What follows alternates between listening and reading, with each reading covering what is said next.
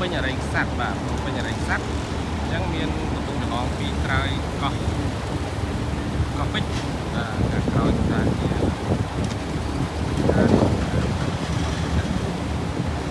សាងសង់តែមិនអាចឃើញបានស្លាយតែខាងនេះទៅដល់ក្រុងអរិយស័ព្ទនៅខាងនោះបាទអញ្ចឹងមានពីរច្រកមានខាងនេះកោះពេជ្រភ្នំពេញអរិយស័ព្ទបាទហើយនឹងភ្នំពេញទៅអូតាសុខាអូតាសុខាហ្នឹងបាទសុខា resident ខាងជ្រុយបាទមកវិញទៀតមានទៅមានមកអូខេនេះសថាគារកម្ពុជាយ៉ាងណា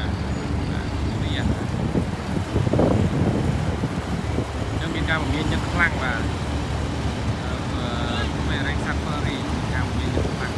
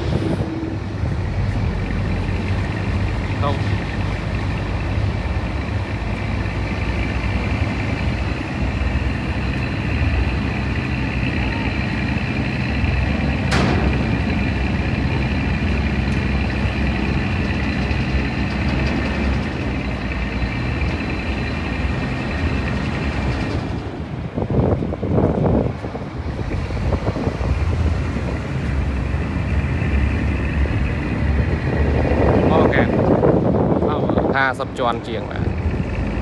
World Bridge Oxley បាទសូមអរ